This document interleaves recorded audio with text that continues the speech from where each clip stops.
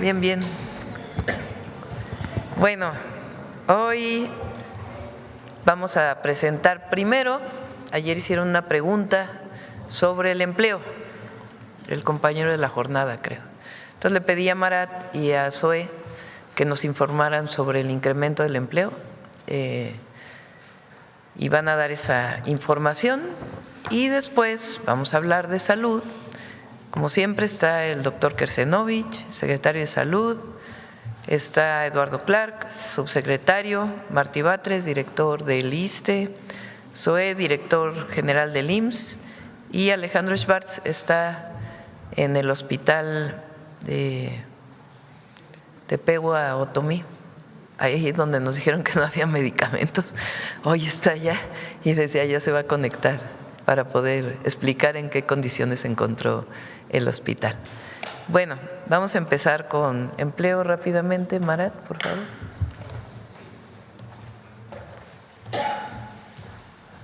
Con su permiso, Presidenta, muy buenos días a todas y todos.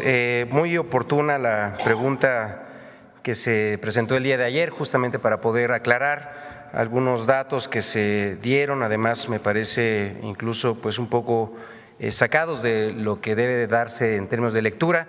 Simplemente comentar que en marzo de este año, de acuerdo con la encuesta nacional de ocupación y empleo, 60.2 millones de personas estaban ocupadas en el país.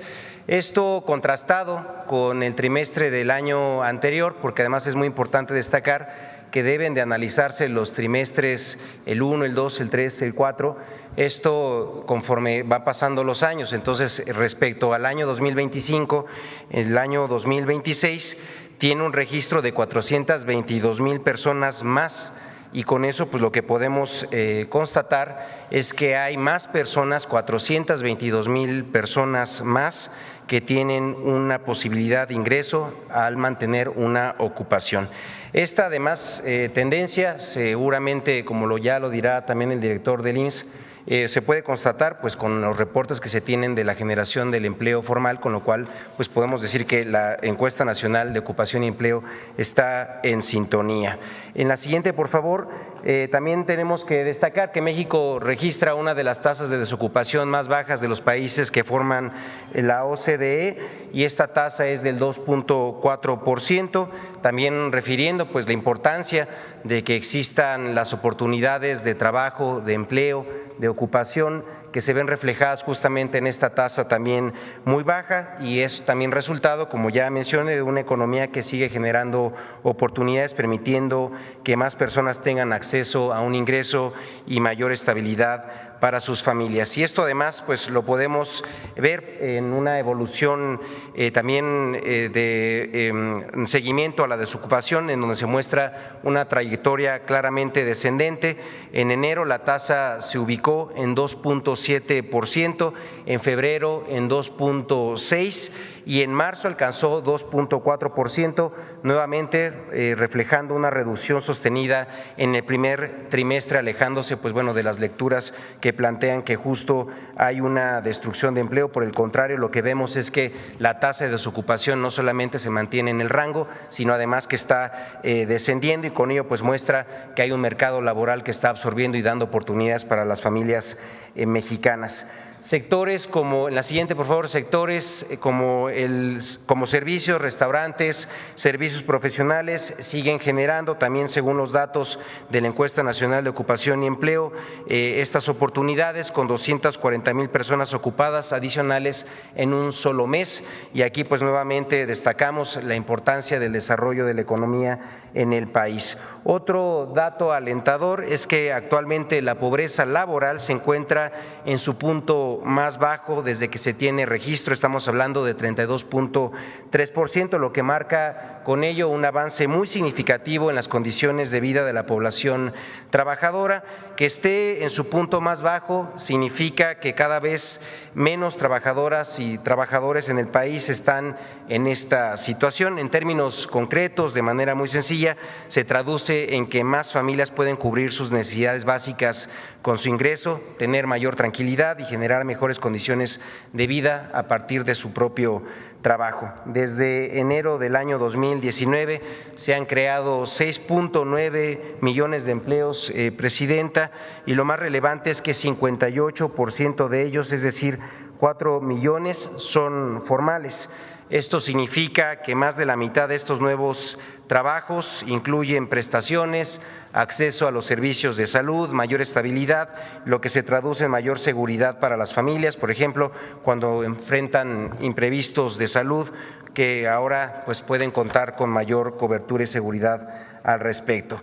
Y finalmente, ya para cerrar, podemos decir que todos estos datos, como lo sugiere la propia Encuesta Nacional de Ocupación y Empleo, pues ha colocado a México en un lugar muy importante en el mundo, un espacio de generación de trabajo digno, en donde además, como lo hemos visto con todas las cifras de aumento del salario mínimo y otras mejoras generales de las condiciones de trabajo, pues nos han permitido también dejar con muchísima nitidez que lo que es un objetivo fundamental de la administración de nuestra presidenta es que lo que importa es el bienestar de las familias y de las y los trabajadores. Entonces, pues sin más, presidente, es cuanto.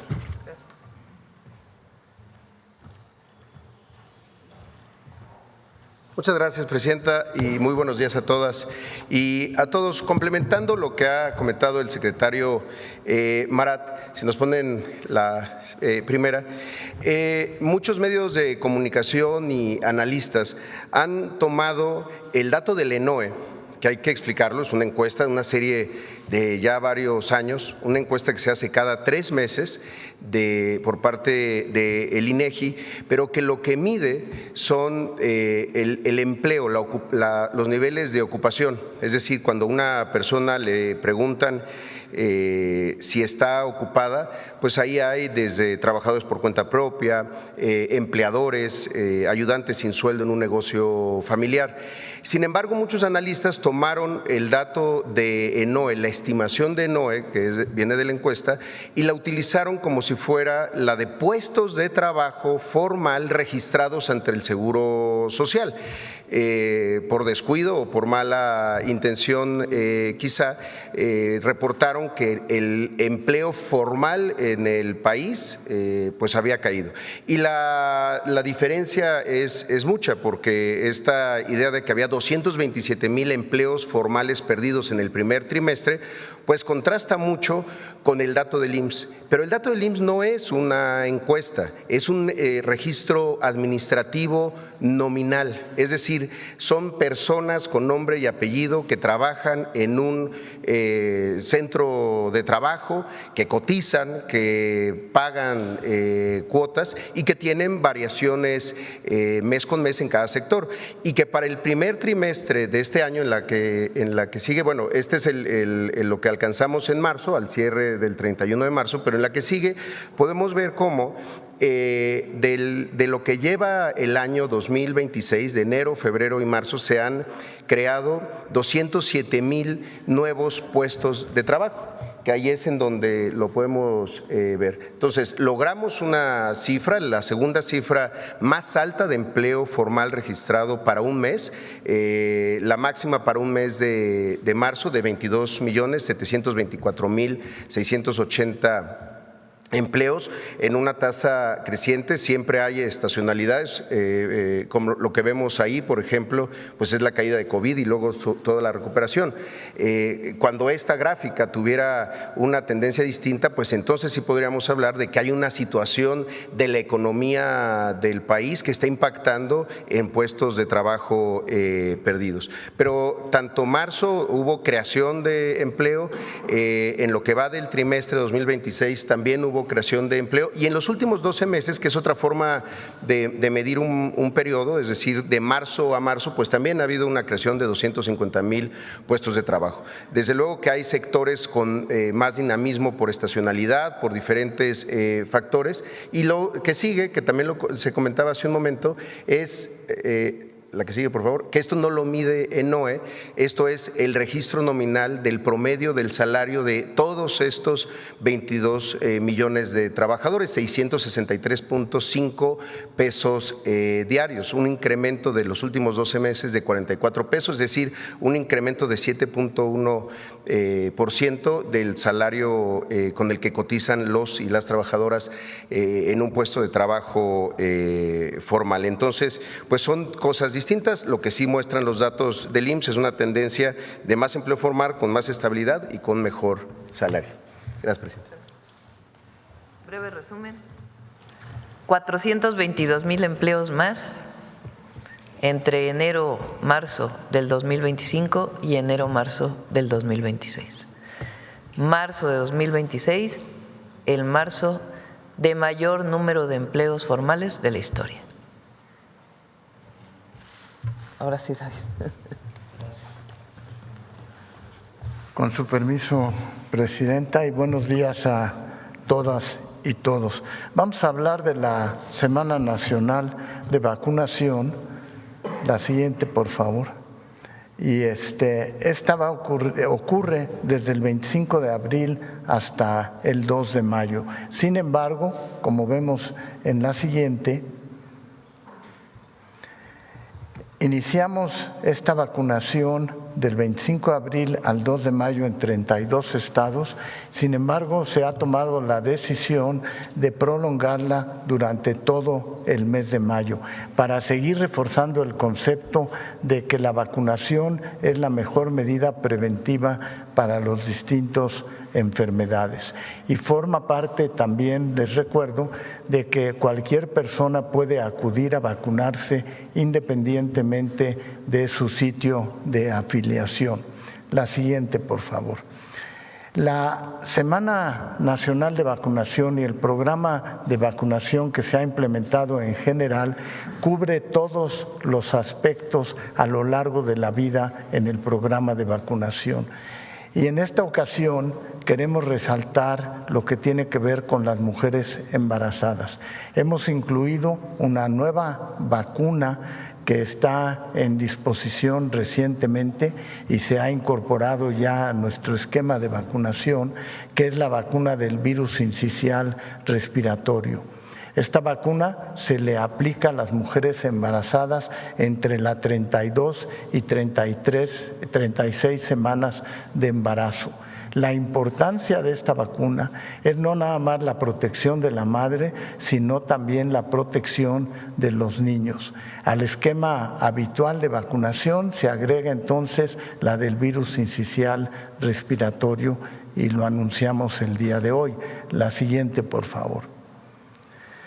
¿Cuál es la importancia de esta vacuna? Es que los niños queden protegidos al nacer contra este tipo de infección. Es el tipo de infección más frecuente en los niños recién nacidos, sobre todo si son prematuros. En la temporada anterior tuvimos 2.209 casos de niños que tuvieron este tipo de infección. La siguiente, por favor. ¿Cuál es la importancia de vacunar entre las 32 y 33 semanas de embarazo? Es que se logra un aumento de 5 a 7 veces más de anticuerpos en el recién nacido y eso evita el desarrollo de enfermedad grave en más del 80% de los niños y evita hospitalizaciones en alrededor del 70% de los casos. Es así como se va modernizando nuestro esquema nacional de vacunación en el país. La siguiente, por favor. Decía yo que la vacunación ocurre a lo largo de toda la vida. Ahí tienen señalados las vacunas para niñas y niños menores de 1 año. Y yo quiero resaltar 2 hechos en esta vacunación. Una es que la vacuna de influenza ya se produce en México, ya llevamos 2 años con la producción de la vacuna en México, pero también estamos vacunando contra otros elementos como por ejemplo hepatitis B. ¿Por qué menciono hepatitis B? Porque es una vacuna que previene el desarrollo posteriormente de cirrosis y de cáncer en el hígado, y veremos en el esquema a lo largo de la vida cómo estas vacunas pueden prevenir otros tipos de cáncer. También aplicamos la vacuna de rotavirus, que hace que tengamos una disminución en la mortalidad infantil en lo que tiene que ver con episodios diarreicos. La siguiente. En niñas y niños de 1 año de edad, continuamos la vacunación para sarampión a los 6, 12 y 18 meses. Aplicamos neumococo, la hexavalente, la hepatitis A y seguimos con el esquema de vacunación de influenza. La siguiente, por favor. En niñas y niños menores de 8 años de edad, completamos su esquema de vacunación y además a partir de los 5 años se aplica la vacuna de COVID-19 si tiene sobre todo factores de riesgo. La siguiente, por favor. En adolescentes es muy importante resaltar el virus del papiloma humano, que se está aplicando ya a niñas y niños de 5º año de primaria, y esa es otra vacuna que forma parte de la estrategia de prevenir el cáncer cérvico uterino. Entonces estamos previniendo cáncer de hígado, estamos previniendo cáncer cérvico uterino, y se sigue aplicando en los adolescentes la vacuna de sarampión en caso de que no hayan completado sus 2 dosis con anterioridad. La siguiente, por favor. En adultos entre 20 y 59 años es fundamentalmente para tratar de cumplir el rezago, como ocurre con sarampión, y igual con el resto de las vacunas. La siguiente. En los adultos mayores estamos vacunando contra influenza, contra neumococo y COVID-19.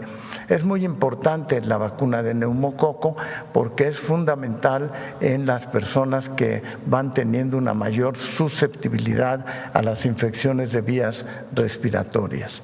La siguiente, por favor.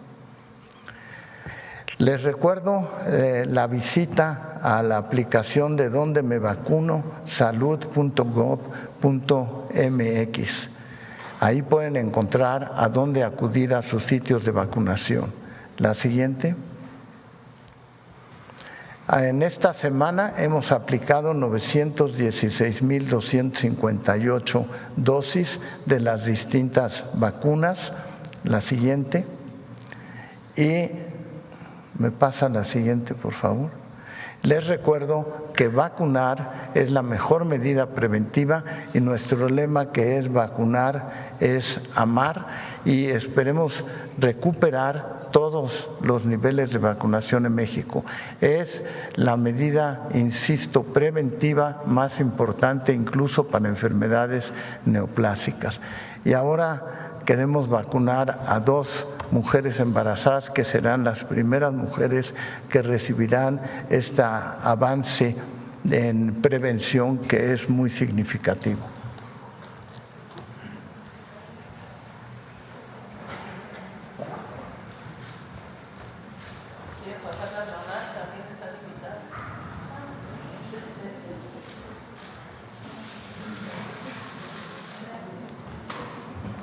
Les recuerdo que es entre la semana 32 y 36 de embarazo.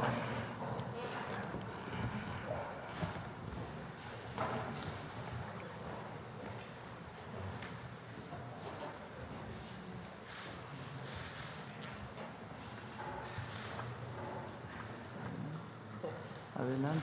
Las mamás siempre queremos estar con las hijas y los hijos. ¿Nombre de la mamá? ¿Nombre de las mamás?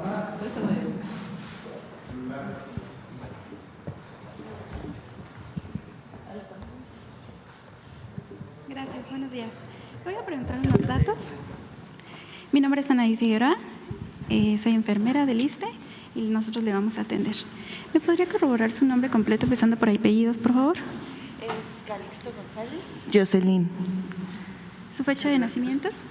El 26 del 10 del 98. Ok. ¿Cuántas semanas de gestación tiene? 33. ¿Es alérgica a algo? No. ¿Le vamos a aplicar la vacuna de virus sincitial respiratoria? Sí. Ahorita Sí. mi compañera le va a hacer la muestra.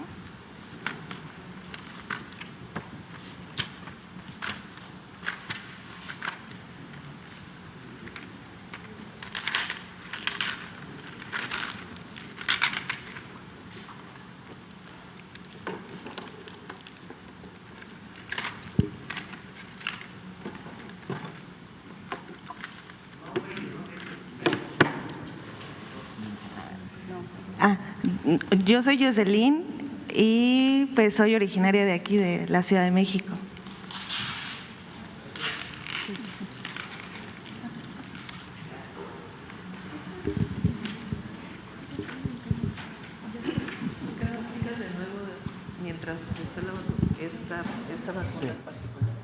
Esta vacuna en particular es una innovación en el esquema de vacunación a nivel mundial.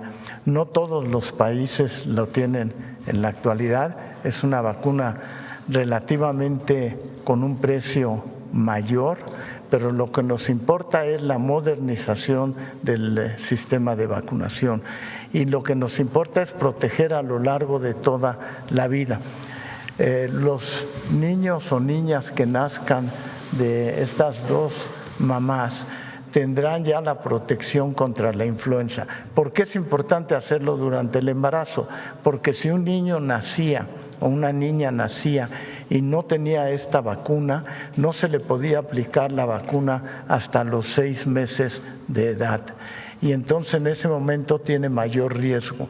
También si los niños nacen prematuros, tienen mayor riesgo de desarrollar enfermedades infecciosas de vías respiratorias. En este momento, al vacunar entre 32 y 36 semanas, aunque el embarazo se presente en forma prematura, es mucho más grado de protección el que alcanzan.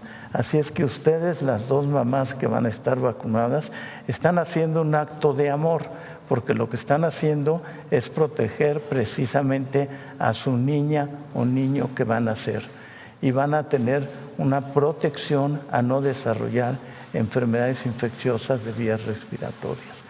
Entonces, no nomás es la vacuna de ustedes, sino que lo que estamos haciendo es vacunar a la niña o niño, no sé si saben ya que van a tener, pero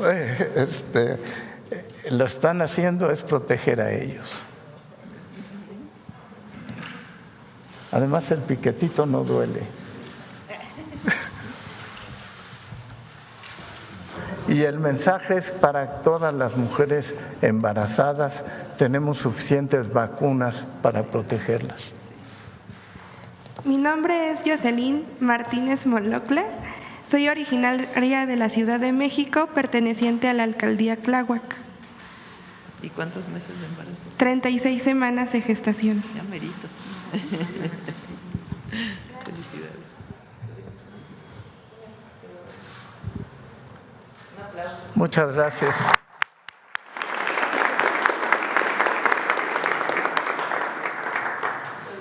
Gracias. Gracias al personal del ISSSTE. Hasta luego.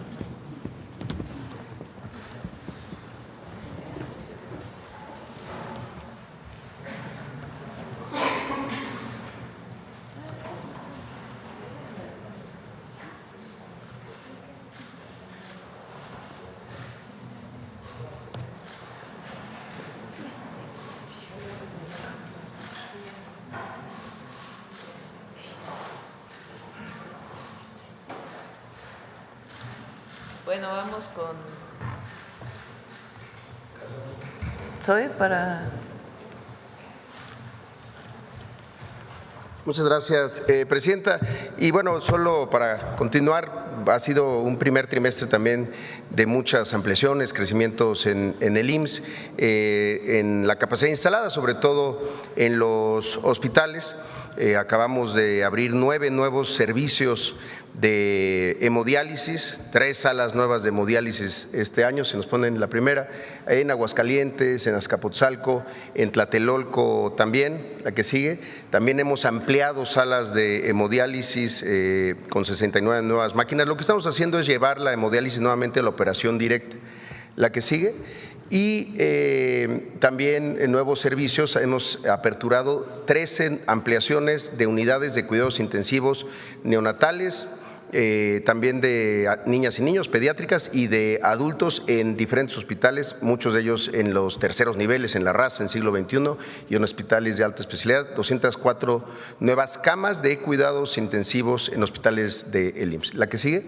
Y quizá nuestra apertura más importante de lo que va de este trimestre, y la más importante sin duda en Campeche en muchos años, es el Hospital de Ginecopediatría. El último hospital que había hecho el IMSS en Campeche se abrió en 1970 y este hospital fue un rescate, un hospital de la Secretaría de Salud del Gobierno de Campeche del año 2012, que se quedó abandonado, como 90 hospitales más, se quedó abandonado desde 2014. Y hasta ahí llegó la historia, hasta que con la Cuarta Transformación y en Campeche en particular con la gobernadora Laida Sansores San Román, se decidió donárselo al IMSS para que el IMSS lo pudiera concluir, equipar y hoy empezar su operación. Son 101 camas, 46 sensables, 55 no sensables. Y esto es bien importante.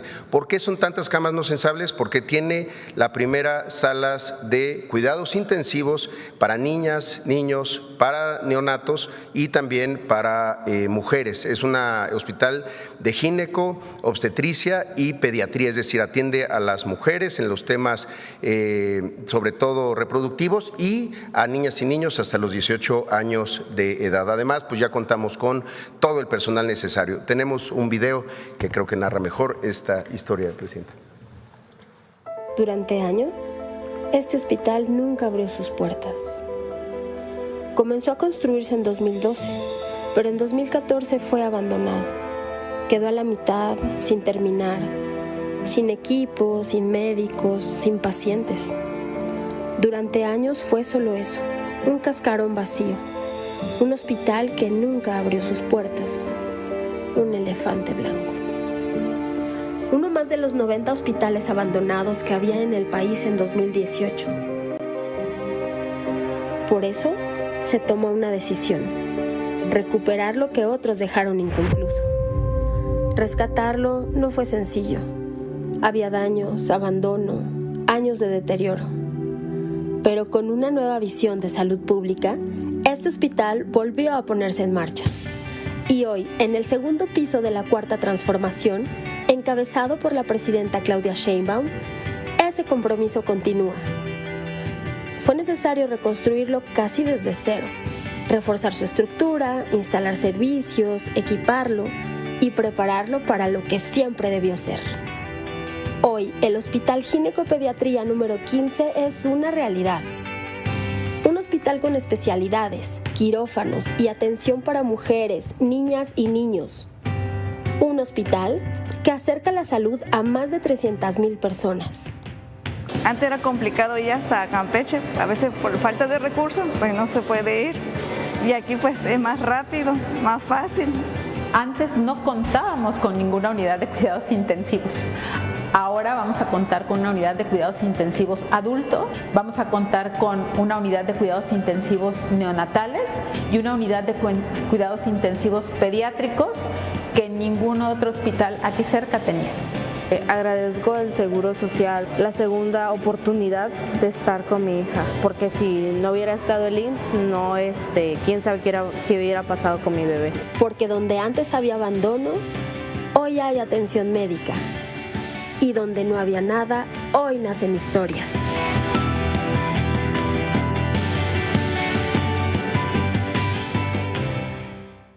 Es cuando, presidente. Gracias.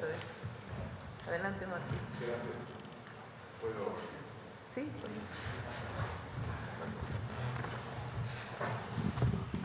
Gracias.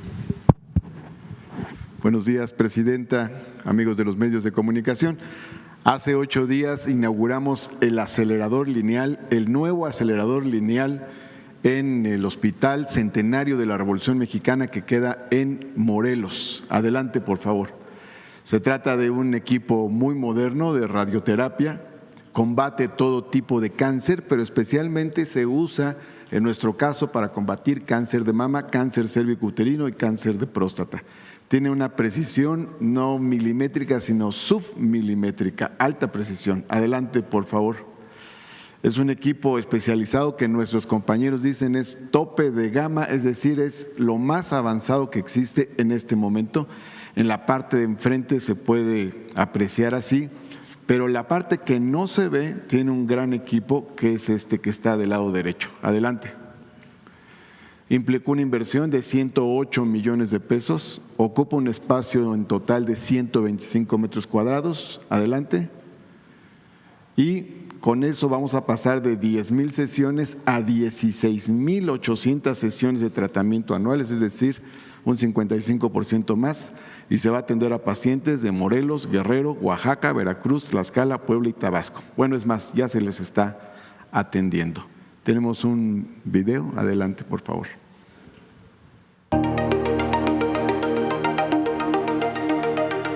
El Hospital Regional de Alta Especialidad Centenario de la Revolución Mexicana en Morelos del Iste fortalece su capacidad de atención oncológica con la puesta en operación de un nuevo acelerador lineal que fue adquirido con una inversión superior a los 108 millones de pesos. Este equipo permitirá incrementar en 55.5% el número de procedimientos realizados al año y brindará atención a derechohabientes de Guerrero, Oaxaca, Puebla, Tlaxcala, Morelos, Tabasco y Veracruz mediante tratamientos de alta precisión para destruir células cancerígenas y reducir tumores de forma localizada.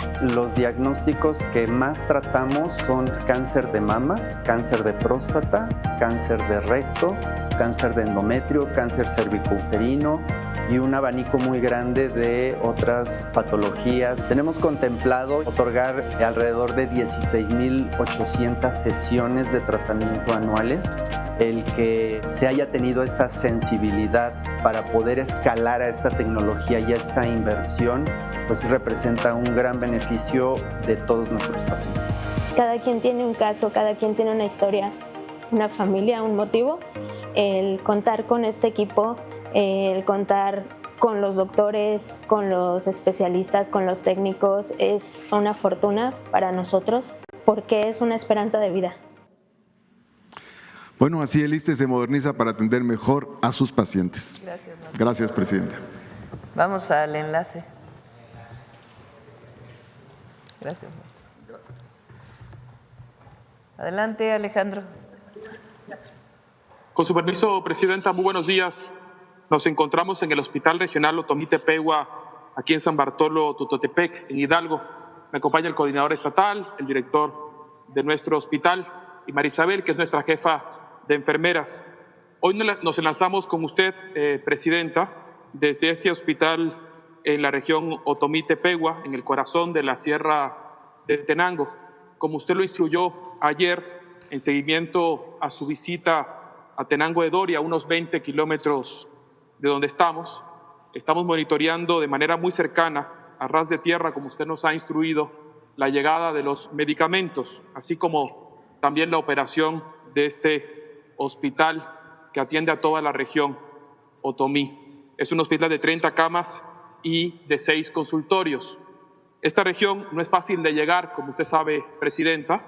Es una sierra serrana de una orografía muy accidentada y de vegetación muy abundante, de muchas comunidades dispersas, 473 comunidades atendemos en IMSS Bienestar, de los 3 municipios que constituyen la Sierra Otomí Tepehua, los municipios de Huehuetla, de San Bartolo y de Tenango. La mitad de los habitantes de San Bartolo son indígenas otomís y tepehuas, pueblos con lengua propia, con historia propia y con saberes propios, y que nos sentimos muy orgullosos de poder atender con servicios públicos. Por eso tiene un significado tan especial estar hoy aquí, porque las rutas de la salud no llegan primero a las ciudades, sino que llegan a donde más se necesita. Quisiera informarle, Presidenta, que hoy estamos supervisando de primera mano que se dé atención médica y gratuita a todas las personas y que los medicamentos estén llegando. Hemos estado desde temprano para verificar de la mano de la comunidad, de las compañeras enfermeras y de nuestros compañeros médicas y médicos, la llegada de medicamentos a este hospital, informarle que ya llegaron 2.976 piezas para atender a la comunidad. Este hospital funciona con 476 claves de medicamentos y lo que ocurre aquí está sucediendo simultáneamente en todo el país. Del día de ayer al viernes, el IMSS Bienestar va a distribuir 37 millones de piezas de medicamentos, más de 12 millones a los más de 7.500 centros de salud y más de 25 millones a los hospitales y a los centros de salud donde tenemos hospitalización. Eso incluye, por solo mencionar algunos ejemplos, más de 1.5 millones de piezas a Hidalgo, 1.1 millón de piezas a San Luis Potosí, 2.9 millones de piezas a Chiapas y 6.8 millones de piezas al Estado de México. Como todos saben, las rutas de la salud son una estrategia para garantizar el abasto con paquetes completos de medicamentos, con los medicamentos necesarios para atender a la población en cada unidad. Es con ciencia y con territorio la misma línea en la cual se ejecuta esta estrategia, Presidenta. Las rutas de la salud es una iniciativa de la Presidencia de la República que nos permiten garantizar una distribución equitativa del abasto a medicamentos. Por último, Presidenta, invitar a todas y todos a acercarse a las unidades médicas del IMSS Bienestar, a consultar con nuestro equipo de médicas y de enfermeros. Hay medicamentos, son gratuitos y todos los días hay atención. Si me permite, Presidenta, tenemos un breve video que refleja el esfuerzo de las rutas de la salud. Acudo aquí a Texotlalpan cada mes a consultas. Sí, hay medicamentos gratis. Benefician más que nada en la economía.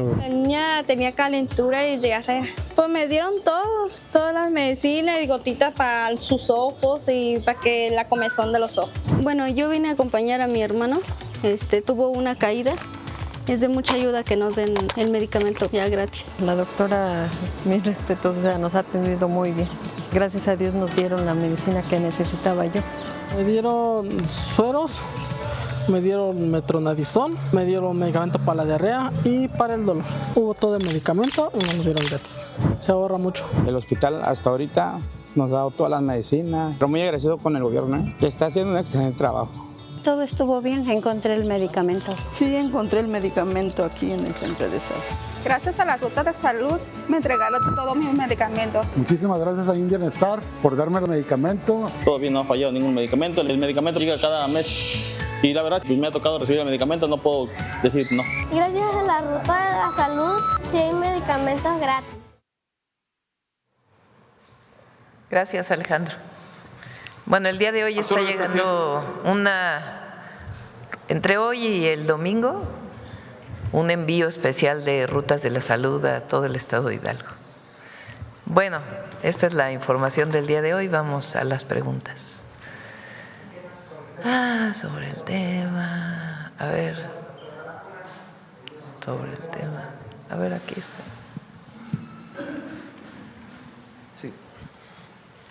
Muy buenos días, Presidenta. Ramón Flores, del Centinela Informa, y funcionarios que lo acompañan. Muy buenos días. Presidenta, dado que menos del 3% del presupuesto total de salud se destina a la salud mental, pese a que los trastornos mentales afectan a cerca del 15% de la población en algún momento de su vida, preguntarle si existe un plan para incrementar esta proporción y cómo se medirá su impacto en términos de coberturas y reducción de casos no atendidos, y preguntarle al secretario de Salud también, abonando este tema, si tienen un padrón de cuántos psiquiatras hay en este país, porque esto también es un tema para atender a los niños de la salud mental. Sí, bueno, presentamos hace poco el programa de prevención, que son más de 15 millones, ¿no?, de cartillas que se van a de guías informativas a padres y madres de familia, a maestras y maestros y a jóvenes de tercero de secundaria y educación media superior. Todas las semanas va a haber una materia o una hora dedicada a este tema, a discutir a través de talleres especiales en los que han sido capacitados o están siendo capacitados maestras y maestros. La visita de los servidores públicos para atender este tema, cerca de 2,000 profesionales de la salud que estarán visitando las escuelas, y al mismo tiempo una campaña masiva para que las personas atiendan problemas de salud, porque son problemas de salud. Los problemas de salud mental son problemas de salud y de atención a las y los jóvenes principalmente. Si se encuentra que hay un caso especial que requiere una atención mayor, se orienta a los centros de salud o a los hospitales. No sé si tengan el dato de paidopsiquiatras, ¿lo están pidiendo? El dato exacto no lo tengo, sin embargo, sí tenemos paidopsiquiatras que están en el DIF, en distintos centros de salud y tienen como misión fundamental la atención de los niños en la etapa preescolar cuando presentan trastornos. Y tiene que ver también con el desarrollo no nada más emocional, sino también con el desarrollo desde el punto de vista neuronal en su crecimiento. Muchas gracias, secretario. Presidenta, sobre el mismo tema, México mantiene una tasa aproximada de 2.4 médicos por cada 1,000 habitantes, por debajo del promedio de la OCDE, que ronda los 3.7. Preguntarle qué estrategia cuantificable está implementando su administración para cerrar esta brecha y en qué plazo se espera alcanzar estándares internacionales sobre los médicos. A ver, número uno, y hay que decirlo siempre, porque si no se saca de contexto.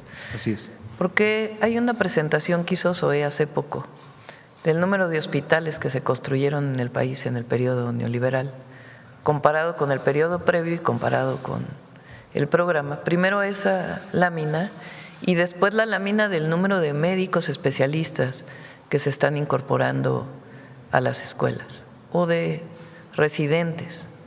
A ver si lo tienen por ahí. No sé si recuerdas los datos hoy. Previo a 1982, el IMSS se forma en el 42, ¿no? 43. En 1943 se crea el Instituto Mexicano del Seguro Social. En realidad lo diseña el general Lázaro Cárdenas, el presidente Cárdenas, y ya lo lleva a cabo el siguiente presidente. Entonces, 1943. De ahí a 1982 se construyeron, si mal no recuerdo, alrededor de 37,000 camas en distintos hospitales. Quiere decir que se construyeron muchos centros de salud y sobre todo hospitales. Después, en los 36 años del periodo neoliberal, 1983 al 2018, se construyeron alrededor de 4,000 camas. Ahí está, mira. A ver.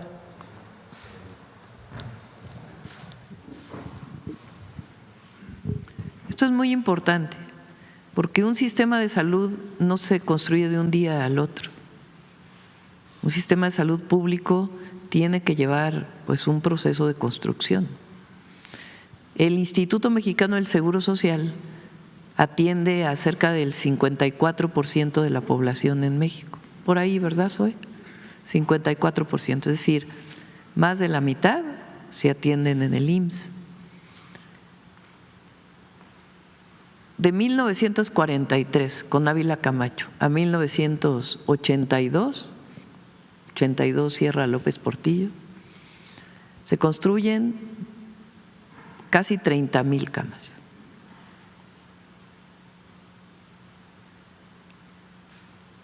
Se llega al 77%.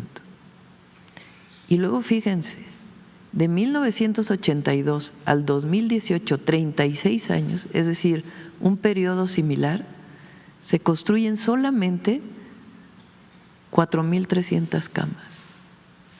¿Ven la diferencia? El 10%,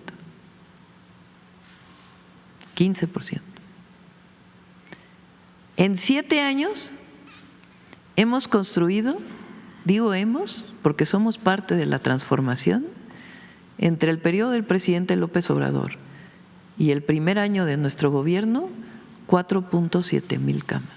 Lo mismo, más que en 36 años, en 7 años. Y nuestro objetivo es llegar a 12,000 camas en 12 años.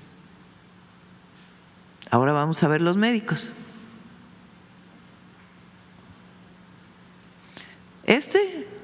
El final de ese, nada más para que tengan una idea, es el llamado Seguro Popular que tanto presumen. Desde Fox hasta Peña Nieto. Bueno, número de plazas nuevas. Entre el 2011, claro, no se construían hospitales, pues tampoco había plazas, pero además había una idea de que mientras más restrictivo era el ingreso a las residencias, a las especialidades, iba a ser más excelente el doctor, cuando lo que estaban provocando es que no hubiera médicos especialistas para atender a las y a los mexicanos. Este es de todo el sistema de salud. O sea, cada año se incorporaban máximo aquí 8,124 médicas y médicos. Miren nada más la diferencia.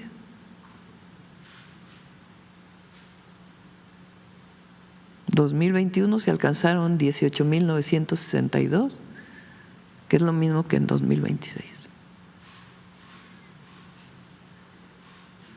Porque nosotros creemos en algo que se llama derecho a la salud. Lo otro era obligar a la privatización. Si no había salud pública, pues te orientabas a la salud privada. Además de que privatizaron muchos servicios dentro de los sistemas de salud públicos.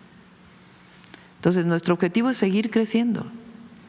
Más médicos, más enfermeras, más centros de salud, más hospitales y, muy importante, la salud preventiva.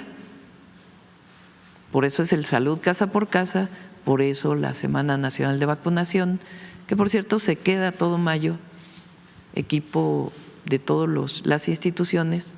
En la Semana Nacional salen las enfermeras y enfermeros principalmente a vacunar fuera de los centros de salud. De todas maneras, en todo mayo vamos a seguir vacunando en centros de salud y en hospitales. Gracias. Y ya por último, Presidenta, sobre el mismo tema, considerando que el gasto público en salud de México se ha mantenido alrededor del 3% del Producto Interno Bruto, por debajo del 6% recomendado por organismos internacionales, preguntarle qué ajustes presupuestales específicos contempla su gobierno para incrementar esta proporción y cómo se traducirá ese aumento en mejoras medibles como cobertura, infraestructura y reducción del gasto de bolsillo, que actualmente supera el 40%, Presidente. Hay que tomar en cuenta lo que es el IMSS y el ISSSTE, porque a veces en esas estadísticas no se toman en cuenta las instituciones descentralizadas. Nosotros vamos a seguir trabajando por construir el mejor sistema de salud público del mundo. Por eso vamos al Servicio Universal de Salud. Lo que presentamos hoy, fíjense, un hospital abandonado en Ciudad del Carmen, que hoy es una realidad para los habitantes de Ciudad del Carmen. Un acelerador lineal para atender padecimientos de cáncer, que hoy es una realidad en el ISSSTE. Las rutas de la salud, con sus perfecciones que tenemos que hacer aún, tiene que perfeccionarse, pero estamos al 80% del abasto en medicamentos gratuitos, porque todo el sistema de salud en México es gratuito. Y nuestro objetivo es seguir trabajando todos los días, más centros de salud, más hospitales. Entonces llevamos inaugurados cerca de 37 entre unidades de medicina familiar y hospitales desde que llegamos. Y vamos a seguir. Muchas gracias, Presidente. Gracias. Vamos por acá.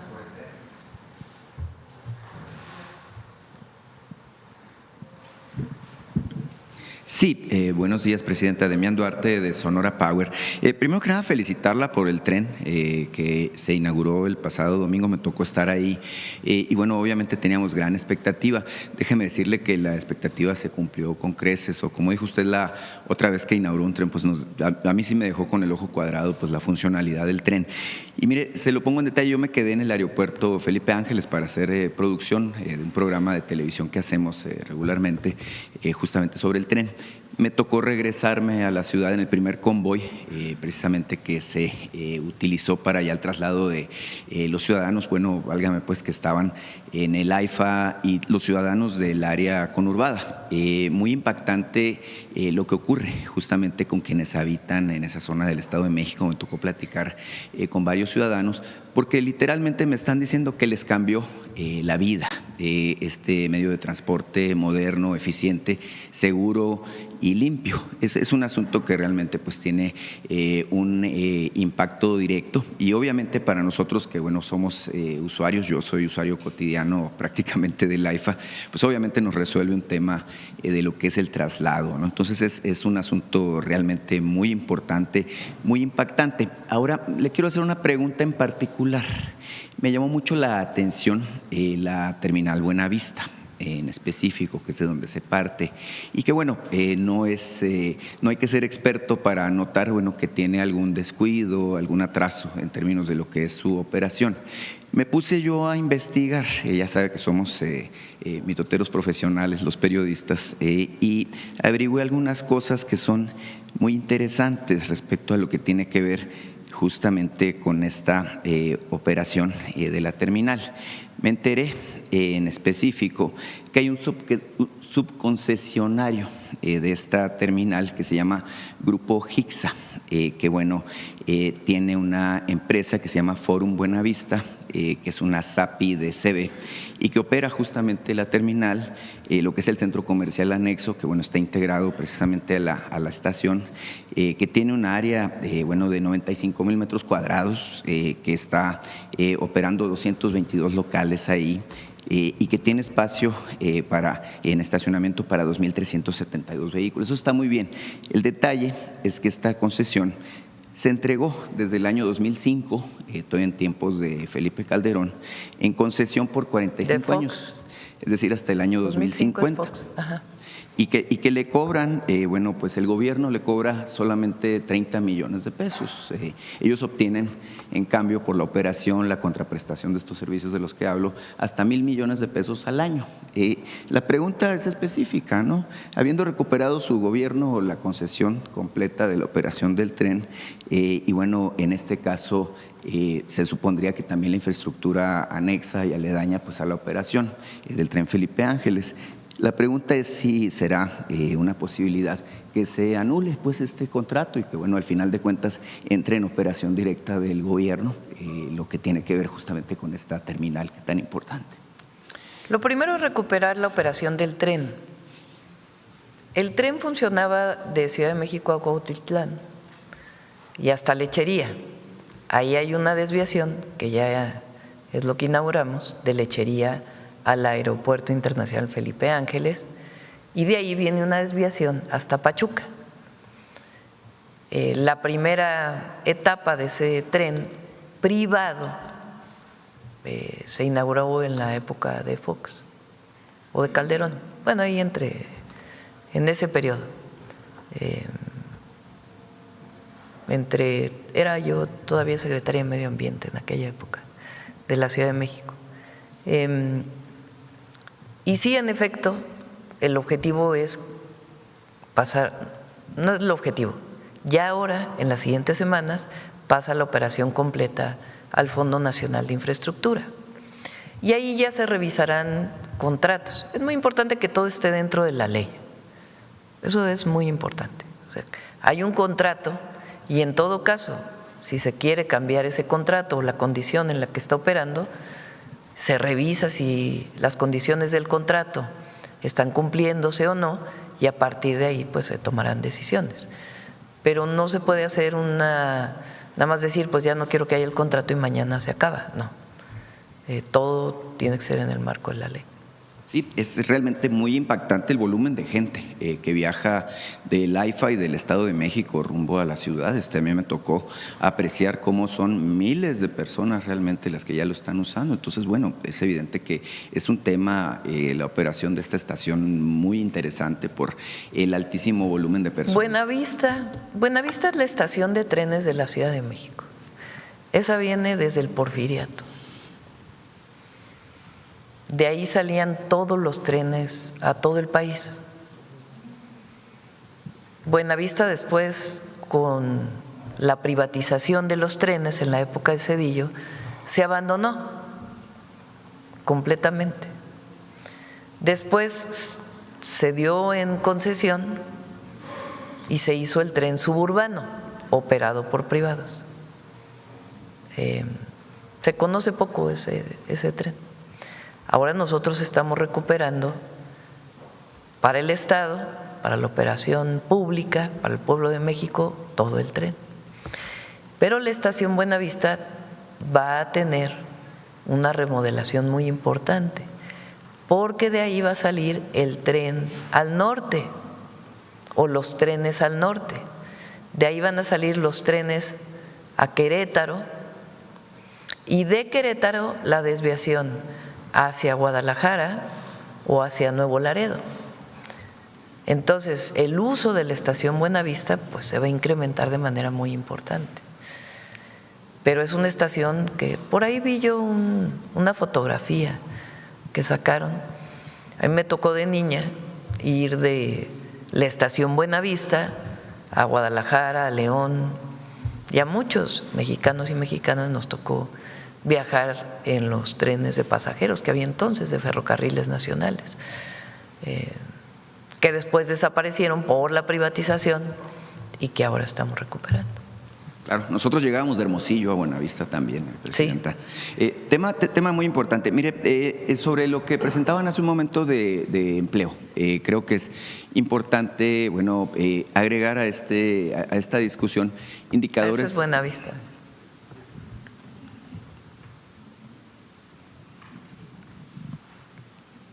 ¿Qué año será? 62, 63, por ahí. ¿68?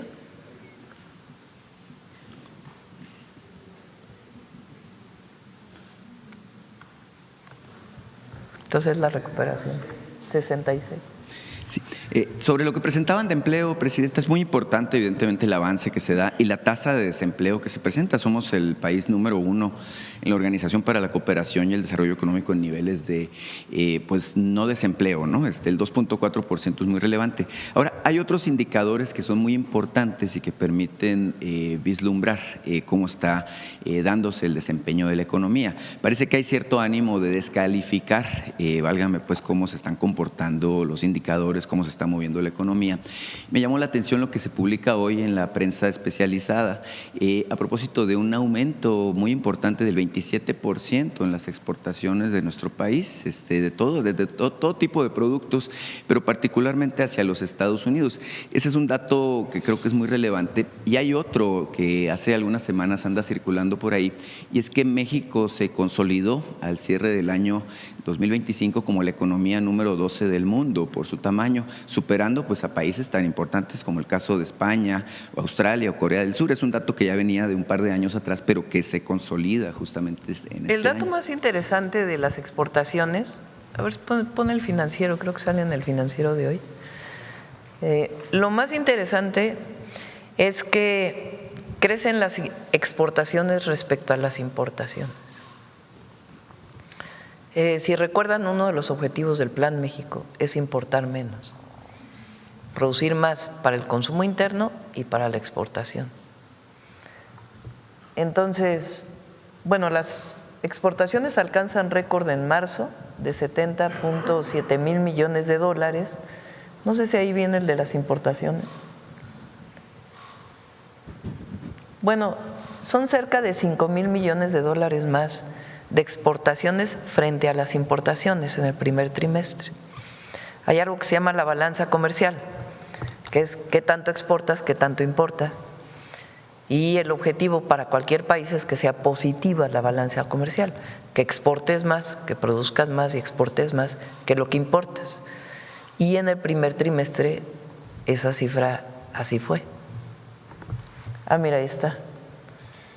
Saldo, 5.932 millones de dólares. Las exportaciones, 70.727 millones de dólares. Y las importaciones, 64.795 millones de dólares. Es decir, hay una balanza comercial positiva.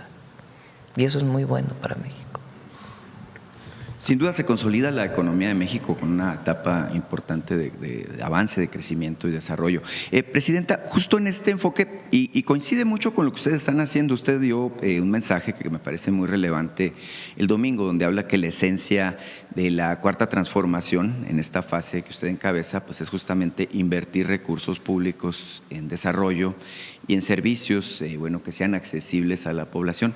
Creo que esa es una expresión muy relevante al respecto de lo cual es el carácter de lo que usted está haciendo y de lo que se busca consolidar para nuestro país. Mire, revisando datos, me llamó la atención un informe que presentaba y aparecía creo ayer en alguno de los medios de acá de la Ciudad de México, el gobierno de Baja California, que dice que tiene un plan propio de vivienda, el gobierno de Baja California Norte, que habla de que tiene ya pues un plan que es concordante con el proyecto de vivienda para el bienestar, que ya permitió avanzar en 100,000 viviendas justamente en esa entidad.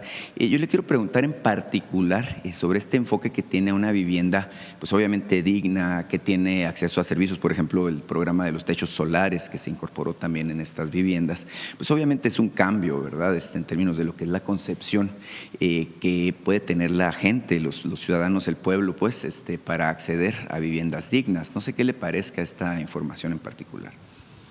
Bueno, el programa que nosotros tenemos se llama Vivienda para el Bienestar. Mañana viene un nuevo enlace, ya no sé en cuál vamos, creo que es el número 20,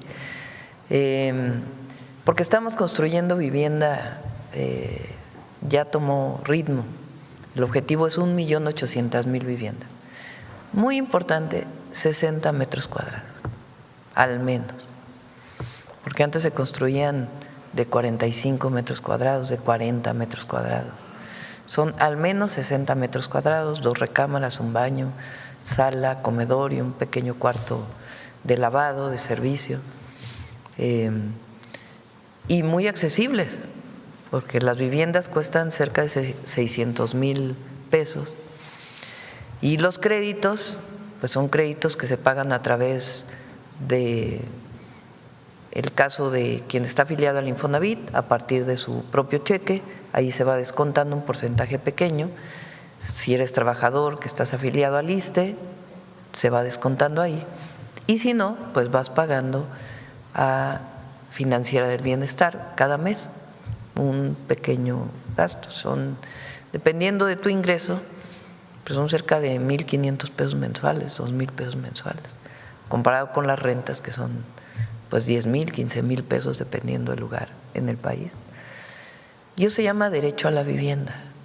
Yo dije el domingo que nosotros gobernamos para el pueblo y por el pueblo. Todos somos gobiernos del pueblo. Y eso no va a cambiar nunca. Y gobernar para el pueblo significa garantizar el derecho a la alimentación, el derecho a la educación, el derecho a la salud, el acceso a la vivienda, el acceso a la movilidad. Nosotros los consideramos derechos. En el neoliberalismo todo eso se consideraba mercancía y por lo tanto privilegio, porque el que pueda pagar la educación, pues que vaya a la educación. Por eso se dejaron de construir educación media superior, universidades se dejaron de construir, en la idea de que el que tenía dinero que pagara por su educación. No, para nosotros es un derecho. Entonces es una visión completamente distinta y esa es nuestra visión con la cual estamos haciendo viviendas para el bienestar y con la cual estamos construyendo un sistema de salud que inicia con el presidente López Obrador y que nosotros estamos consolidando. Muchas gracias, presidenta. Gracias. Ya la estamos esperando en Sonora, por cierto. Yo pensé que ibas por la siguiente. A ver.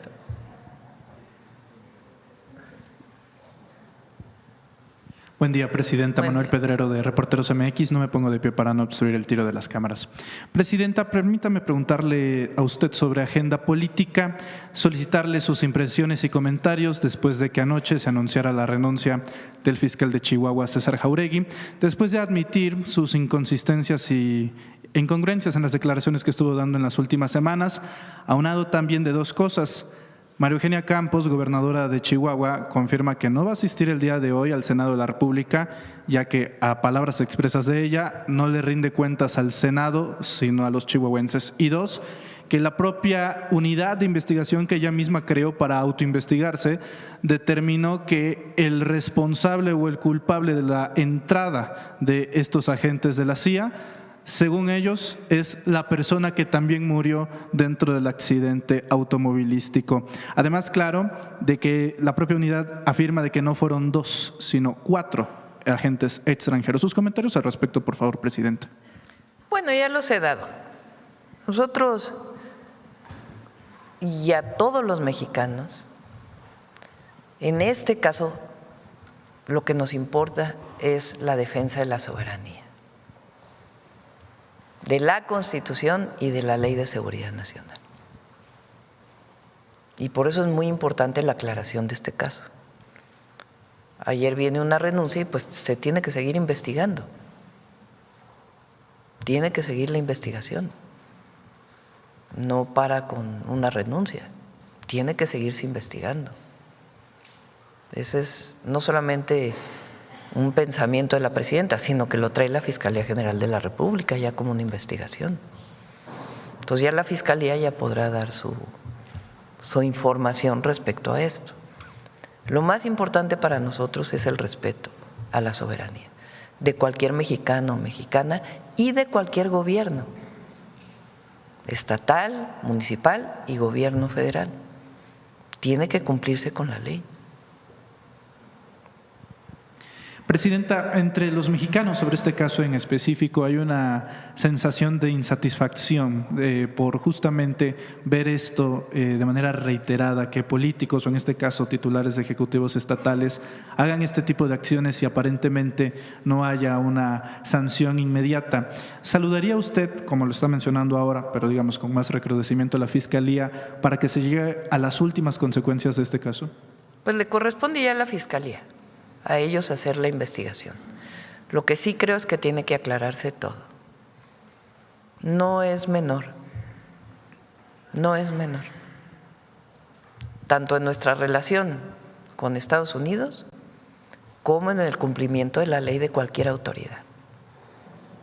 Entonces no es que haya renunciado ya a un servidor público y ahí se termina todo. El pueblo de México tiene derecho a saber la verdad. Entonces, que se hagan todas las investigaciones.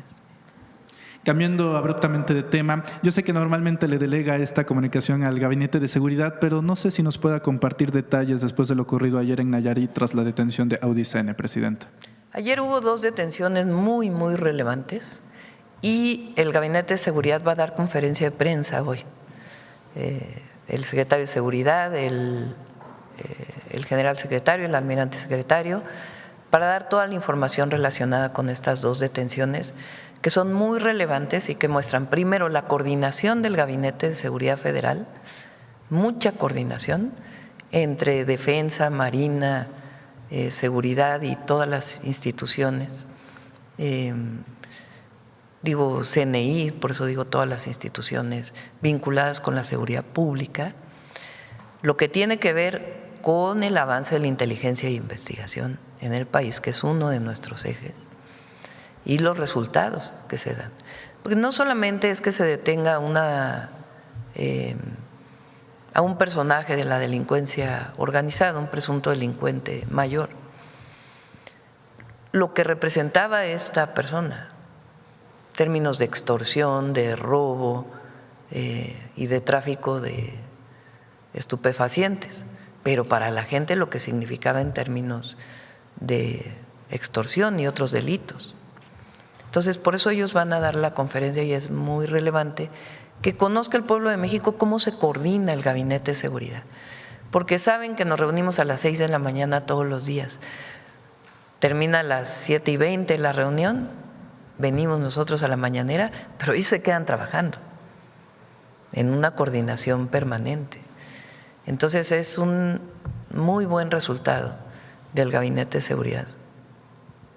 Parece inverosímil resaltarlo, pero estas detenciones con elementos mexicanos.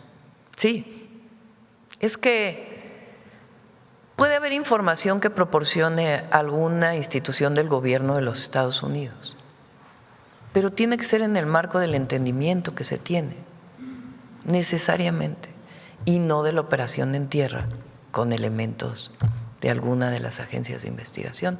Eso era día con día del periodo de Calderón. Y nosotros somos todos los mexicanos somos celosos de nuestra independencia, todos. Y en particular el gobierno de México también. Este gobierno, el gobierno del presidente López Obrador. Y antes, pues ya, que se juzgue. Gracias, Presidenta. Para finalizar, ya regresando a uno de los temas que habían presentado, sobre empleo, ¿no sería saludable, aprovechando la presencia del secretario del Trabajo, que se recordara por lo menos que estos que promueven la idea de la pérdida de empleos y demás, pues son los mismos que causaron una de las mayores tragedias laborales justamente en el sexenio de Felipe Calderón? También sería sano recordar que incluso en su campaña él se vendía como el presidente del empleo. Y al final, en 2012, más de 2 millones de mexicanos cayeron en la informalidad. Bueno, nada más el caso de Luz y Fuerza, se desplomaron más de 44,000 trabajos de mujeres y hombres que proveían sustento a su familia. ¿No sería sano también, Presidenta, poner énfasis de dónde vienen estas narrativas y que justamente pues no hay ninguna autoridad moral para hablar justamente del caso del empleo? Sí. ¿Quieres comentar algo, Mara?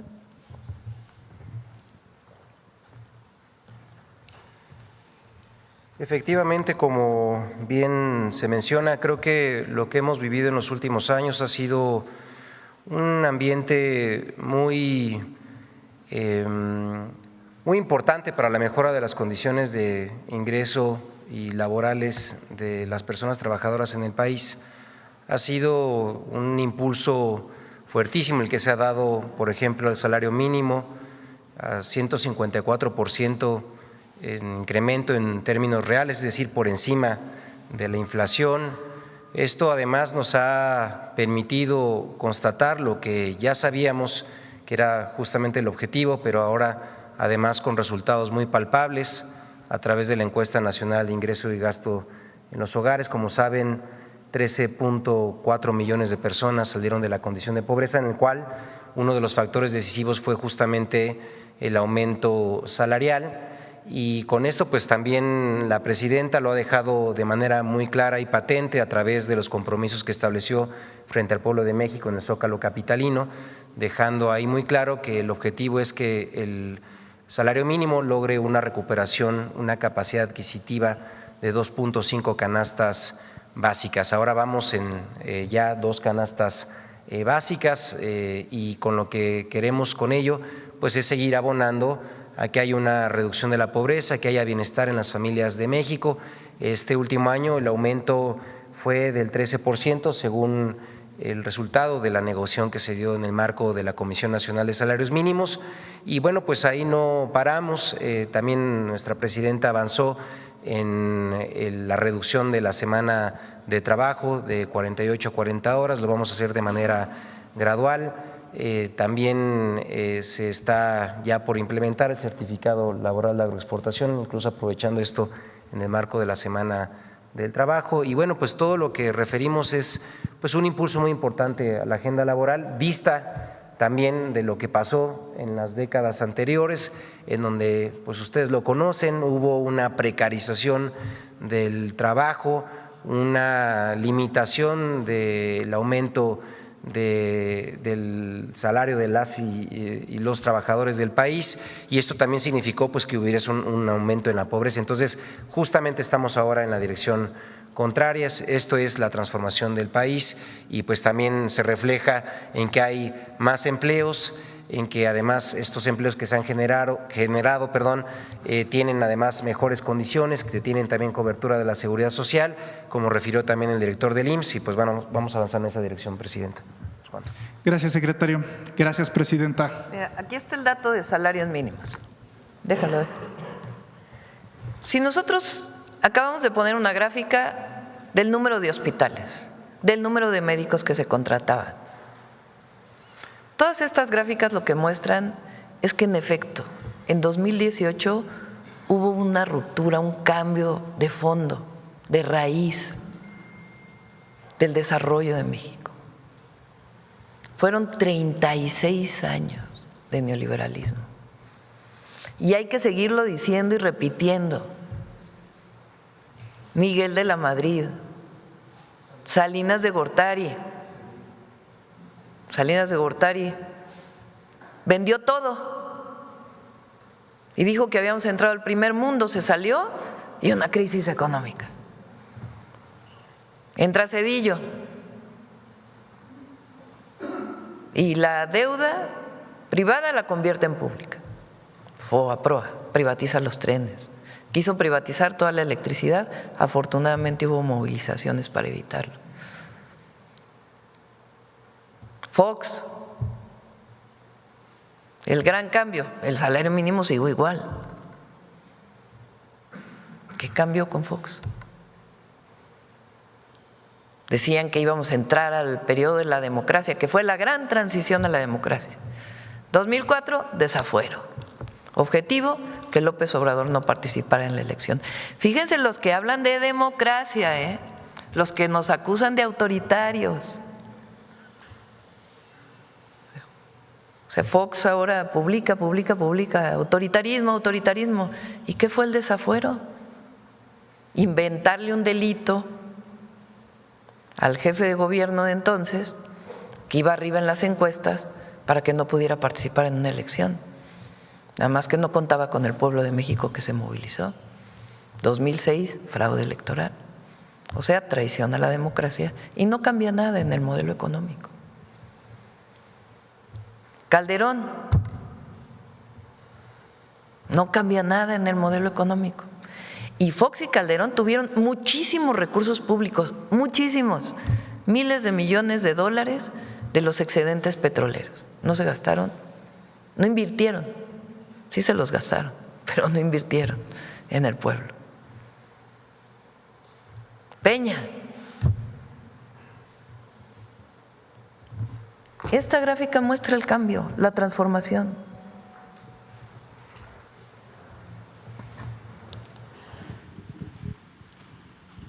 Pero podemos agarrar, voy a hacer una conferencia y voy a tomar 15 gráficas de 15 indicadores de la transformación de México. Hace rato pusimos número de hospitales, número de médicos contratados. Bueno, aquí está el salario mínimo. No subió.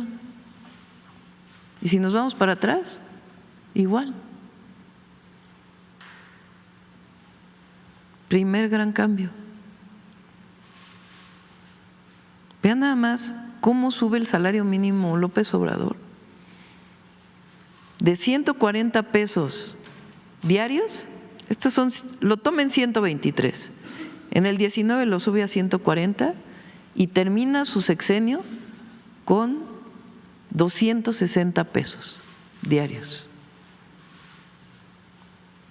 Entramos nosotros y hoy está en 315 pesos diarios. En el 2018 el salario mensual era de menos de 3,000 pesos. Hoy estamos en un salario mensual de poco más de 9,400 pesos.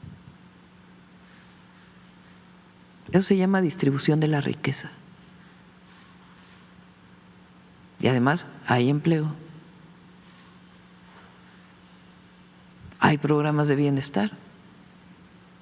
Entonces, claro que orgullosamente somos gobiernos de la transformación y esto lo tienen que saber los jóvenes. Porque hay jóvenes que nacieron en el 2005, 2006, que hoy tienen 20 años. O sea, para ellos el fraude electoral del 2006 pues es cuando nacieron. No, el cambio es profundo, radical, de fondo.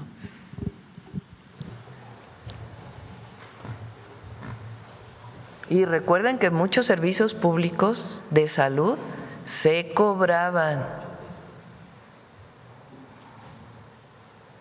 Ahora son gratuitos, todos, menos en algunos estados de la República. Vamos de este lado. A ver, la compañera. Gracias, buenos días, presidenta. Natalia Vitela, de Grupo Reforma. Bueno, quiero preguntarle sobre una publicación que hicimos hoy.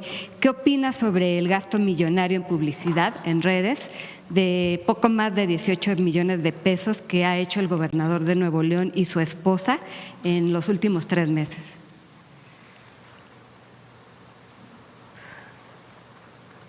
Todos tenemos que ser austeros y cumplir con la ley. Todos los gobiernos. Ese es mi punto de vista. Es mejor dedicar el recurso al pueblo. Nosotros destinamos un porcentaje a medios de comunicación,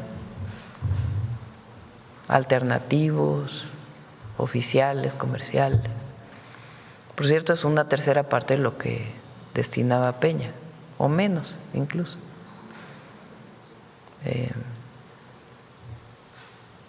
Y claro que hay que difundir los logros del gobierno, pero la promoción personal, pues sí, hay que comportarse con austeridad. Gracias. Volviendo al caso de… Por cierto, sí, sacaron una nota ustedes antes de ayer. ¿Por qué no la pones?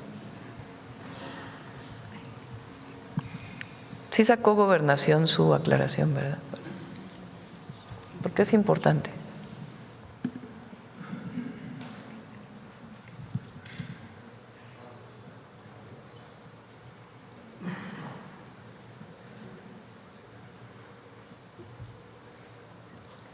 El Reforma de…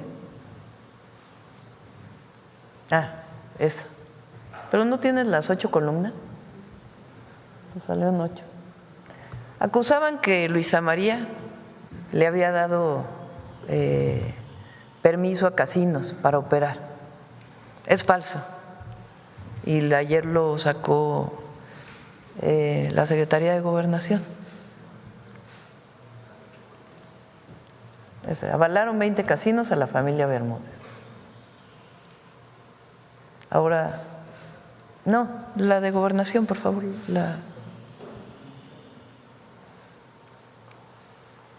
Dice, en relación con la nota de 8 columnas de hoy, se trata de 3 asuntos que no tienen relación entre sí. 1. En 2024, la Sala Regional Metropolitana de Justicia Administrativa ordenó la entrega de 20 permisos a la empresa CLIE, por lo que se dio cumplimiento al mandato judicial. O sea, venía de un mandato judicial. Sin embargo, a la fecha, ningún establecimiento ha iniciado operaciones. 2. Los casinos Centenario y Diamante Casino, que pertenecen a la familia Chau del Campo o Chou del Campo, fueron suspendidos el 14 de abril de 2026. Explotaban el permiso asignado a operadora de coincidencias numéricas. Y 3, una página está suspendida en 2025. Lo importante de la nota es el 1, es decir, fue un mandato de un juez que solicitó la apertura. Entonces no fue una decisión de la Secretaría de Gobernación entonces, sino un mandato de un juez. Y además, pues no están operando. Entonces es importante la aclaración. Sí, de hecho también se publica hoy esta información. Volviendo al caso de Chihuahua y el operativo, le quiero preguntar, la fiscal que está a cargo de la investigación hablaba ayer de 2 agentes extranjeros más. No sé si usted nos puede dar más información al respecto. Quería preguntarle esto y también saber su opinión sobre que se habla de que Oseguera era el que tenía este contacto extraoficial. ¿Cómo?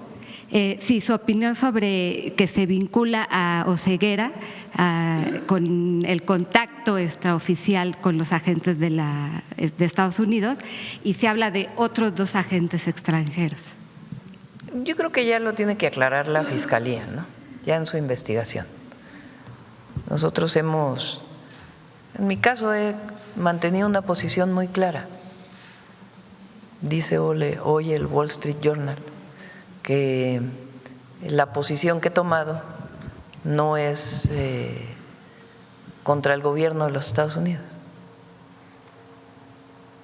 Entonces nosotros hicimos una nota diplomática a la Embajada de Estados Unidos pidiendo explicación sobre este caso y diciendo que el gobierno federal no estaba informado y también diciendo que esto no puede ocurrir. Entonces, claro que hicimos la nota diplomática, pero el tema aquí es la violación a una ley por parte de una autoridad nacional. Gracias. Ya, por último, Presidenta, preguntarle sobre el caso del contraalmirante Fernando Farías Laguna. ¿Sería posible que el gobierno de Milei use esto para golpear a su vez al gobierno mexicano? Bueno, no sé, ya que vea la Fiscalía, ¿no? La Fiscalía es quien lleva el caso y ya lo que se está pidiendo es la deportación porque entró con pasaporte falso o la extradición, en todo caso. Entonces ya la Fiscalía tendría que determinarlo. ¿Hay alguna respuesta sobre se va a deportar esa extradición?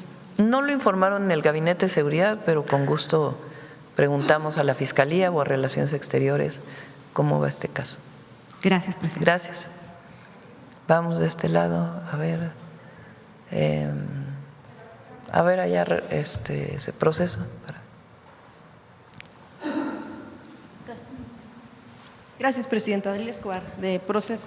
Precisamente sobre el tema de Chihuahua, yo le quería preguntar si ya hubo respuesta por parte del gobierno de Estados Unidos a esta nota diplomática y a la solicitud de información de qué hacían agentes de Estados Unidos aquí.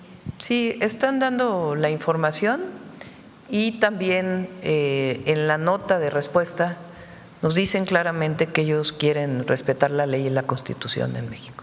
Así viene la nota diplomática.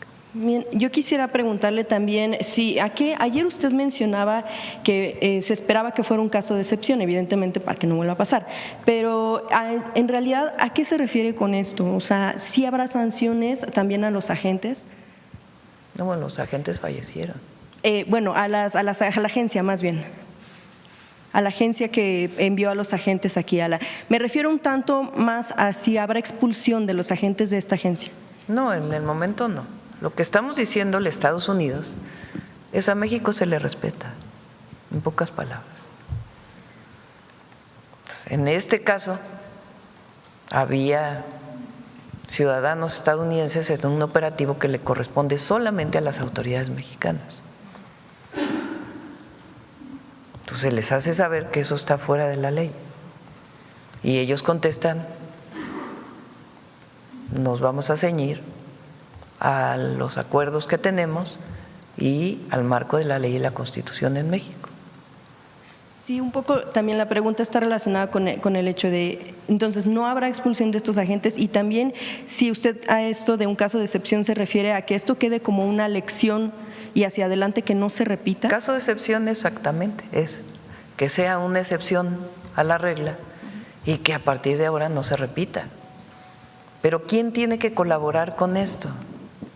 Las autoridades estatales. Entonces las autoridades estatales tienen que cumplir con la ley. Y en el caso de los Estados Unidos les ha quedado claro que no permitimos nosotros que haya participación en tierra, en operaciones de miembros de cualquier ciudadano estadounidense. Y un poco la pregunta también es porque por ejemplo, si se da la destitución de un funcionario estatal, pues ¿no sería no aplicar las sanciones de forma pareja tanto al gobierno estatal como a las agencias o en este caso la agencia que participó, a los agentes de esta agencia? Los 2 agentes que participaron, que tenemos conocimiento que participaron, lamentablemente fallecieron. Sí, me refiero a los que quedan de esa Lo primero es la humanidad. Pues por supuesto sentir el fallecimiento de 2 personas extranjeras que participaban. Entonces, ¿cómo vas a sancionar a 2 personas que lamentablemente fallecieron? No, claramente me estoy refiriendo a las agencias. Al gobierno de los Estados Unidos, pues es el extrañamiento de que esto esté pasando, la nota diplomática y la respuesta de ellos, de que vamos a seguir colaborando en el marco de lo que hemos establecido. Sí, y dado que, bueno, pues hemos visto que se ha podido hacer, quisiera preguntar si además de la carta que se envía a los gobernadores, ¿ustedes estarían haciendo una revisión de qué están haciendo los gobiernos estatales en cuanto a operativos? Tienen que cumplir con la ley. Nosotros no estamos para vigilar a los gobiernos estatales, claro, a menos que cometan un delito. Pero imagínate si el Gabinete de Seguridad se dedicara a vigilar qué hacen los gobiernos estatales en materia de seguridad. No, nos coordinamos y les pedimos que cumplan con la ley. Si no cumplen con la ley, pues hay consecuencias, como cualquier ciudadano mexicano, y más si eres autoridad. Bien, Presidenta, también ya vimos también un adelanto, pues un tanto de la postura del gobierno de Estados Unidos en torno a que en declaraciones en días pasados también el presidente Trump ha dicho a medios de Estados Unidos que Estados Unidos, que México está perdido y Estados Unidos es su única esperanza. ¿No sería justo el adelanto de la postura del gobierno de Estados Unidos en torno en general a lo que están haciendo? A ver, otra vez. Sí, que en algunas declaraciones que da el presidente Trump hace unos días a medios estadounidenses es que México está perdido y la Casa Blanca, y que Estados Unidos es su única esperanza.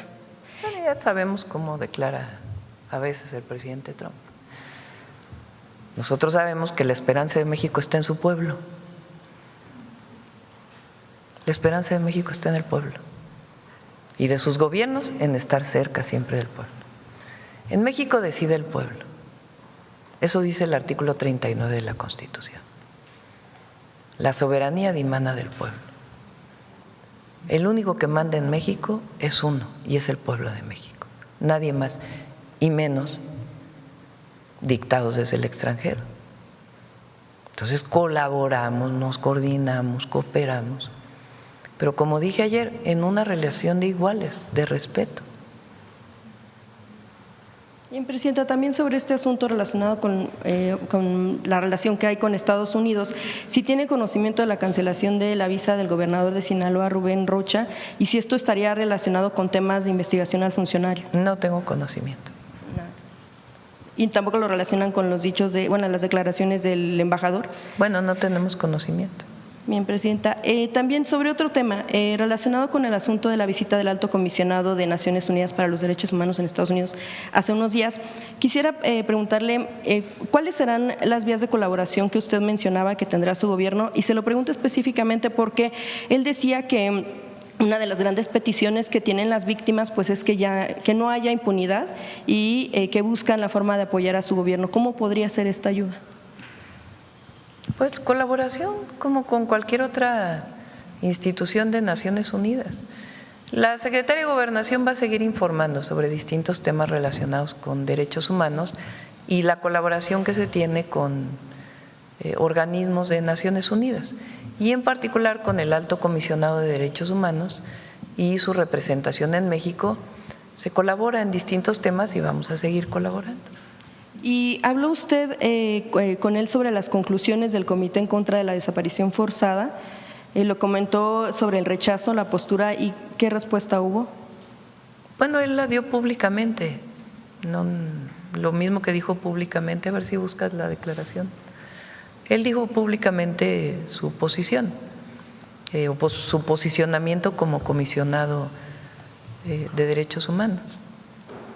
Sí, sobre todo porque esta cuestión, las conclusiones que saca el comité, pues independientemente de la labor que sí tiene el Alto Comisionado para los Derechos Humanos, pues ya fue elevada a la Asamblea General, lo cual pues no, lo que menciona el comité es que no se puede tener una acción discrecional para decidir la transmisión de la misma, de las conclusiones que se tienen y de la decisión que se deba tomar desde la Asamblea General, lo cual, pues ya le corresponderá pronunciarse sobre lo que consideren que pueda necesitar México, si su gobierno buscará también entonces la colaboración con el comité. No, eso es distinto.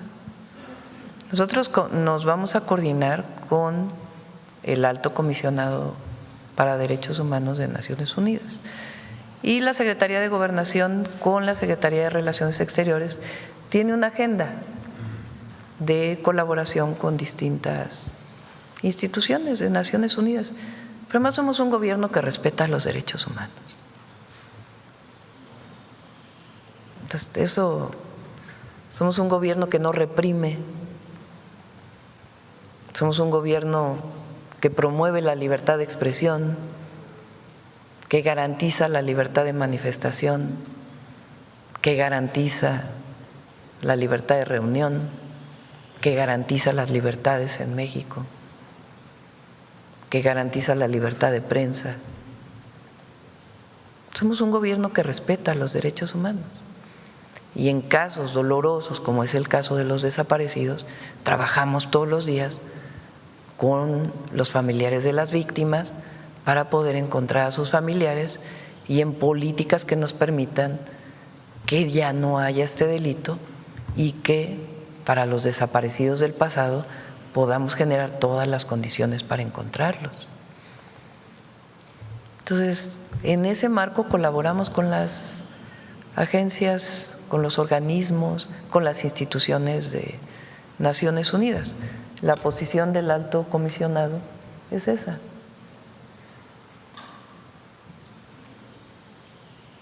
O sea, es lo que él opina sobre las conclusiones del Comité de Desaparición Forzada. No, lo que él opina sobre las conclusiones, pues él tiene que decir. Pero esta es una posición muy relevante, que está vinculada con las víctimas, no vinculada con el uso que algunos le quieren dar a un tema doloroso para todas y para todos. Y acusar al gobierno de México de que no estamos atendiendo el tema. Pues no, eso sí no lo vamos a aceptar, porque trabajamos todos los días. Hay una comisión de búsqueda, una comisión de víctimas, la Secretaría de Gobernación, el gabinete, los estados de la República, trabajando para erradicar este delito, sobre todo el vinculado con la delincuencia organizada, y al mismo tiempo seguir buscando a las personas desaparecidas.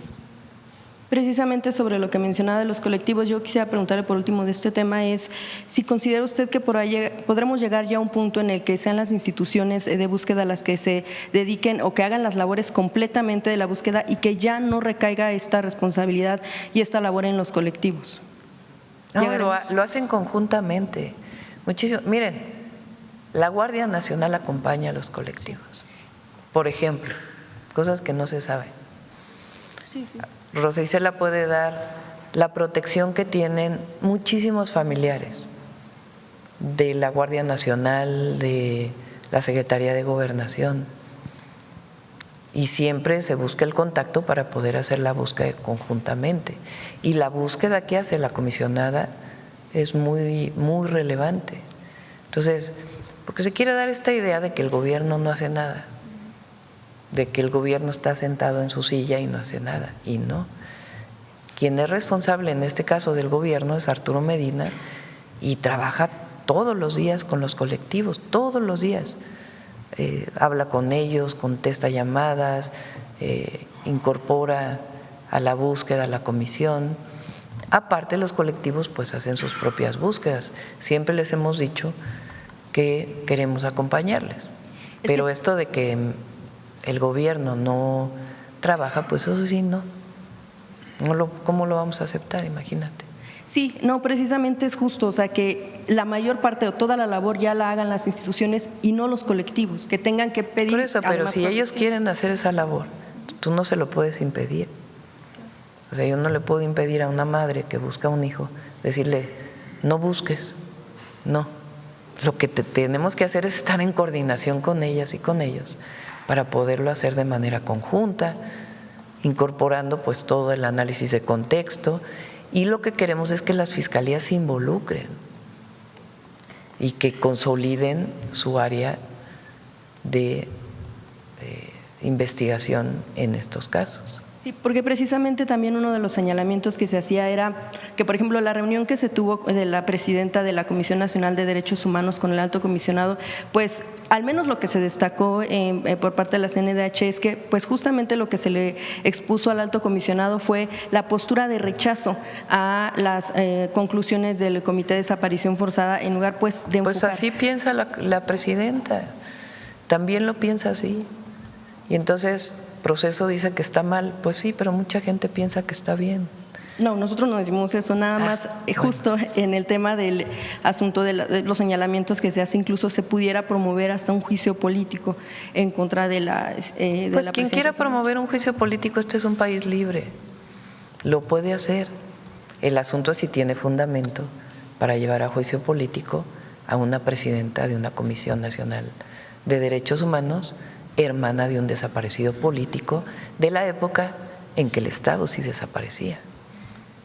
Bien, y finalmente, presidenta, sobre el caso de una jueza que parece que cerrara el caso. Oye, ya son más de 3, Dalila. Bueno, fueron temas, pero si la puedo hacer nada más, finalmente el tema de la jueza, sobre que pareciera que descierra el caso del descarrilamiento del tren interoceánico, que dejó, bueno, como sabemos… Eso hay que preguntárselo a la Fiscalía. O sea, hay temas que tienen que ver con la Fiscalía. Y hay temas que tienen que ver con nosotros. Por ejemplo, ¿qué tiene que ver con nosotros? ¿Cuándo va a iniciar? Porque estamos evaluando quitar unas curvas del tren interoceánico para hacerlo todavía más seguro. Entonces, lo que nos corresponde, hoy sigue funcionando con carga la operación ya de trenes de pasajeros. Estamos esperando la última revisión de esta Agencia Internacional de Certificación para poder atender pues todas sus recomendaciones. Presidenta, gracias. Gracias. Vamos de este lado. A ver, la compañera. Gracias, buenos días, presidenta. Karina Aguilar, de Diario 24 Horas. Presidenta, entonces la última palabra sobre la investigación de lo que pasó en Chihuahua con estos dos agentes, ¿la tendrá la Fiscalía General de la República? Sí. Sí, ellos tienen que seguir con las investigaciones. Digamos, nosotros… el Gabinete de Seguridad llega hasta cierto punto, pero cuando hay la presunción de un delito, pues ya la Fiscalía tiene que seguir con la investigación. En este caso, ¿qué delito se estaría presumiendo? Bueno, ya la Fiscalía tiene que decir. Preguntarle también, presidenta, si le dieron el dato de cuántos agentes extranjeros hay en el país. Pueden preguntarle más tarde al Gabinete de Seguridad de esta información y a la Fiscalía, pues ya cuando dé alguna conferencia o petición de información para que pueda brindar más información.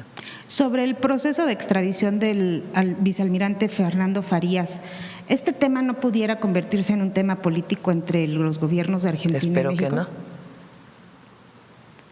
¿Qué mensaje le mandaría al presidente? No, pues que es una persona que está siendo investigada, que tiene una orden de aprehensión y que en el marco de colaboración que se tiene en materia de justicia y seguridad, pues es importante que se extradite o que se deporte.